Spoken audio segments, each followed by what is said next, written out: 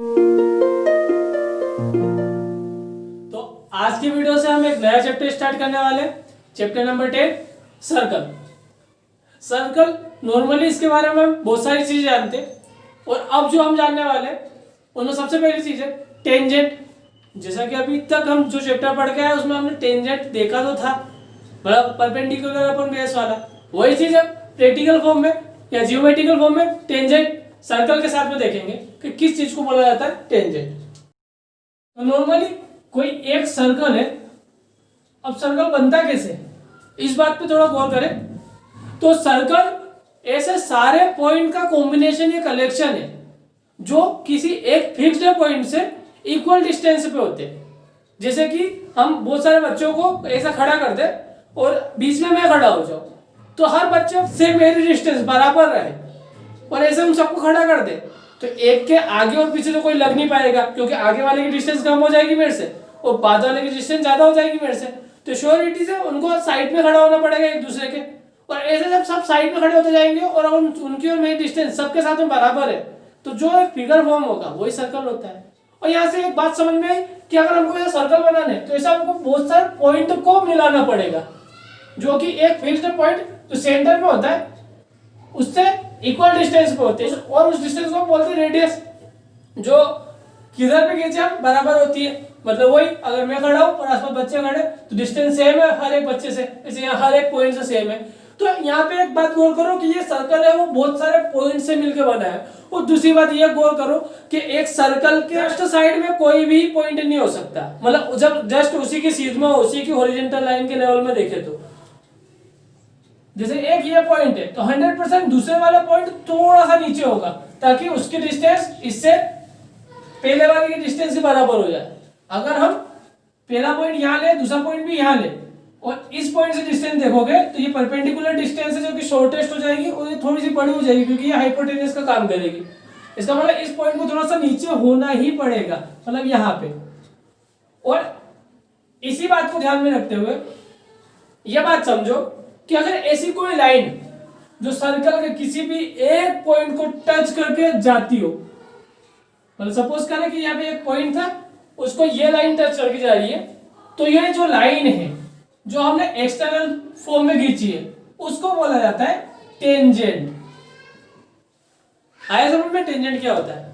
मतलब सर्कल के किसी एक पॉइंट से टच होकर जाने वाली लाइन को टेंजेंट बोला जाता है। और जहां पे टच हुई है, मतलब यहाँ पे जो ये पॉइंट है जो सर्कल का भी है और वही पॉइंट इस लाइन का भी है। देखो ये प्रैक्टिकली लेवल पे अगर हम देखें तो सर्कल हमको इसके लिए इतना बड़ा बनाना पड़ेगा ताकि हम समझ पाए कि किसी एक पॉइंट से जा रही हो।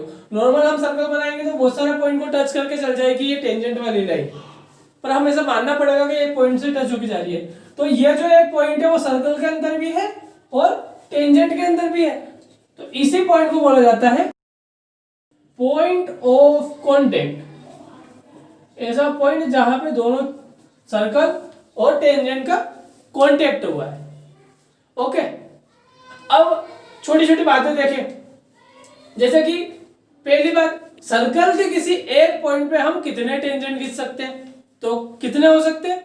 सर्कल के किसी एक पॉइंट पे केवल एक टेंजेंट जा सकता है। जैसे कि ये है टेंजेंट, अगर मैं इसको थोड़ा सा भी टेढ़ा करूंगा तो ये दूसरे पॉइंट को टच हो जाएगा, उस पहले वाले पॉइंट को टच ही नहीं होगा। हल्का सा भी टेढ़ा करूंगा तो वहां पे कुछ तो गैप बनाएगा वो, मतलब इस पॉइंट को छोड़ देगा और दूसरे पॉइंट से टच हो जाएगा तो दूसरे पॉइंट का टेंजेंट हो जाएगा। तो हमें ये दो तीन चीजें हैं ऐसी लाइन हम लिख रहे हैं यहाँ पे जो हमें हमेशा याद रखना है। टेंजेंट, एक्चुअली में टेंजेंट अकेला नहीं, number of tangent through one point of circle.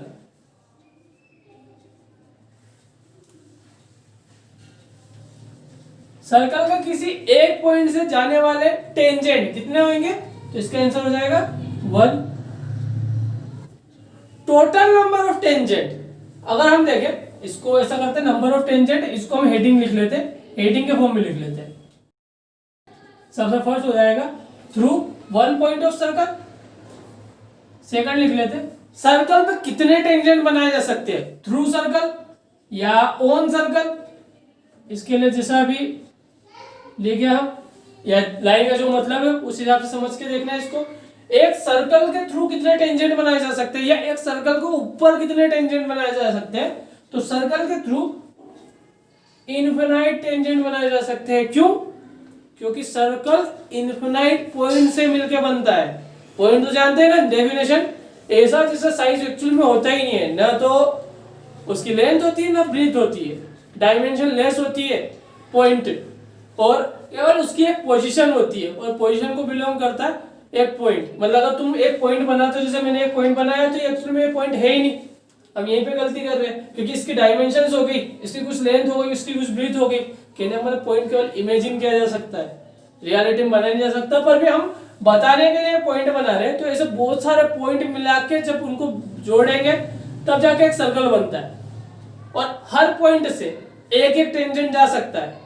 तो सर्कल में टोटल कितने पॉइंट है? इनफिनिट।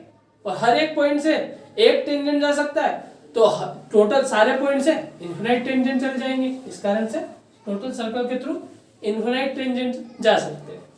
थर्ड, ये पॉइंट है जो हमको आगे की एक्सरसाइज में सीखने को मिलेगा पॉइंट 1 के बाद, तो हम इस पॉइंट को बाद में लिखेंगे। अभी इन दो पॉइंट को गौर कर लेते, और जब ये आएगा तब इसको अच्छे से हम लिखेंगे। जब एक एक्सटर्नल पॉइंट की बात होगी तब ये हम करेंगे।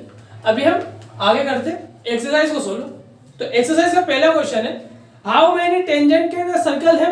अभी जस्ट इनसे बताया कितने एक टेंजेंट हो सकते हैं सर्कल के पास? इनफिनिट। ओके, सेकंड क्वेश्चन करें, फिल इन द ब्लैंक्स। पहला है, a tangent to a circle intersect it in dash points. एक टेंजेंट सर्कल के इंटरसेक्ट करता है, कितने पॉइंट पे इंटरसेक्ट करता है? 1 पॉइंट पे। तो इसका आंसर हो जाएगा 1, क्योंकि एक पॉइंट से होके जाएगा तभी तो टेंजेंट कहलाएगा। सेकंड ब्लैंक है, a line intersecting a circle in 2 point is called. अब ये वाली बात बताई भी नहीं हमने, अगर एक लाइन एक सर्कल को इंटरसेक्ट कर रही है 2 पॉइंट पे।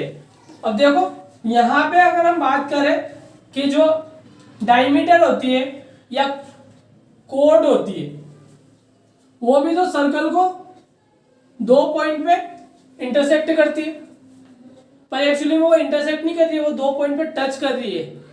यहाँ पे देखो टच कर रहा है। इंटरसेक्ट करना मतलब होता है बाहर से कोई सी लाइन जा रही है जो इसके अंदर से होके गुजर रही है, ये तो ये इंटरसेक्ट होके जा रही है। और ऐसी लाइंस को बोला जाता है, याद रखना इसका नाम, सेकेंड। अब ये भी हमने ट्रिग्नोमेट्री में पढ़ा था, जिसका एब्रिविएशन सेक था, याद है ना। तो ये होती है सेकेंड। मतलब नॉर्मली अगर एक सर्कल बनाया है और अगर हम लाइन को पास करके देखें तो हम कितने तरीके से लाइन पास कर सकते हैं। पहला, वो सर्कल से टच ही नहीं हो।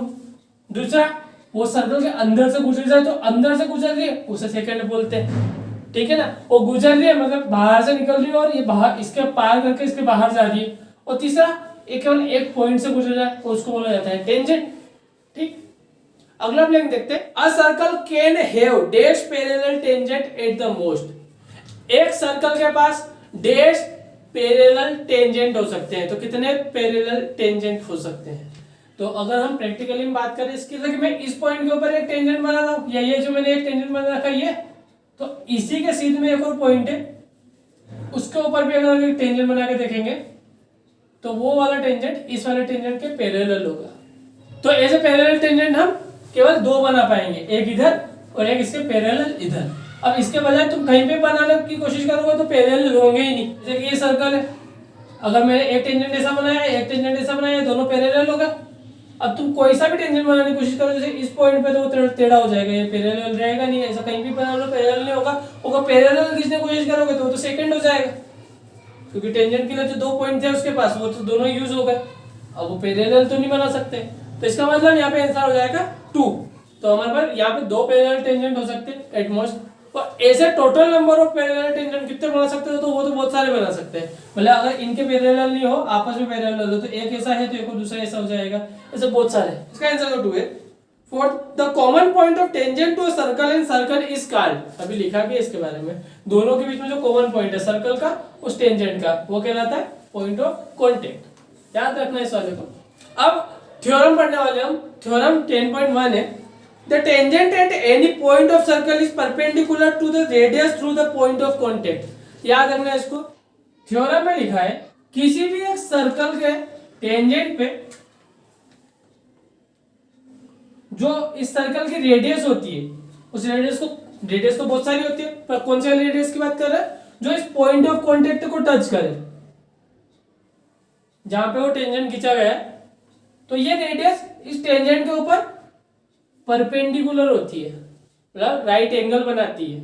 ये वाली थ्योरम याद रखना, और इससे रिलेटेड कुछ क्वेश्चंस मिलेंगे, जैसा कि है question number 3, a tangent P Q at point P of a circle of a radius 5 centimetre, लिखते भी आते। एक टेंजेंट है एक सर्कल के ऊपर P Q at point P of a circle. अब पी है जो सर्कल का पॉइंट, इसका मतलब ये पॉइंट ऑफ कांटेक्ट होगा, क्योंकि पी क्यू टेंजेंट भी है और पी क्यू सर्कल का पॉइंट भी है, मतलब वो पॉइंट ऑफ कांटेक्ट है, तो ये सब हो जाएगा P Q of radius 5 centimetre. तो इस सर्कल की रेडियस हो जाएगी 5 centimetre. Meet a line through the centre at point Q, तो ये क्यू पॉइंट से सेंटर ओ पे मिलता है, so that O Q equal to 12 centimetre, मतलब ये ओ क्यू 12 सेंटीमीटर हो जाएगा। लेंथ पी क्यू इज, अब हमको पी क्यू की लेंथ निकालनी है, तो एक इजीएस्ट क्वेश्चन है, हम जानते हैं थ्योरम 10.1 के थ्रू हम लिखेंगे यहाँ पे, वी नो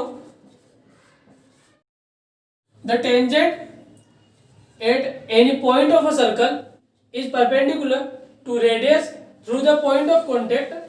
इस वाली थ्योरम को पूरा लिखेंगे, उसके हिसाब से हम लिख सकते हैं, so OP is perpendicular on P Q, मतलब रेडियस जो होती है वो टेंजेंट के ऊपर परपेंडिकुलर होती है, तो ये वाली बात लिखी। और इसके थ्रू हम कह सकते हैं in right triangle O P Q एक राइट ट्रायंगल हो गया, क्योंकि ये परपेंडिकुलर है, और परपेंडिकुलर है तो 90 डिग्री हुआ, इसलिए राइट एंगल ट्रायंगल हो गया। और इसके अंदर हम पाइथागोरस थ्योरम लगा सकते हैं, पाइथागोरस थ्योरम ओ क्यू का स्क्वायर, जो कि यहाँ पे राइट एंगल के सामने वाली साइड है, मतलब हाइपोटेनियस, ओ पी का स्क्वायर प्लस पी क्यू के स्क्वायर के बराबर होगा। अब ओ क्यू 12 का स्क्वायर, ओ पी 5 का स्क्वायर प्लस पी क्यू का स्क्वायर, 12 का 144, 5 का स्क्वायर होता है 25, इधर जाएगा माइनस में, इक्वल टू पी क्यू का स्क्वायर, स्क्वायर है स्क्वायर रूट करेंगे तो पी क्यू निकलेगा, तो इधर भी स्क्वायर रूट हो जाएगा, यहाँ से केवल पी क्यू बच जाएगा, और यहाँ पे अगर माइनस करें तो 119 आ जाएगा सेंटीमीटर। और अगर हम ऑप्शन देखें तो ऑप्शन नंबर डी यही है, √119 सेंटीमीटर, और ये हमारा आंसर हो जाएगा। Okay, question number 4, draw a circle and two line parallel to given line such that one is tangent and the other a secant to a circle। तो एक काफी ज्यादा सिंपल क्वेश्चन है, इसके अंदर तुम्हें एक सर्कल बनाना है। अब यहाँ पे दो लाइनें खींचनी है जो एक लाइन के पैरेलल हो, मतलब कोई सी भी एक लाइन खींच लो, आउटपुट में ऐसा लाइन खींच दी, इसके पैरेलल लाइन खींचनी है।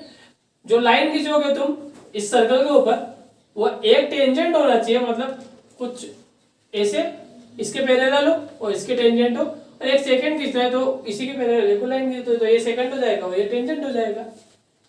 ओके, तो यहीं पे हमारी 10.1 फिनिश होती है।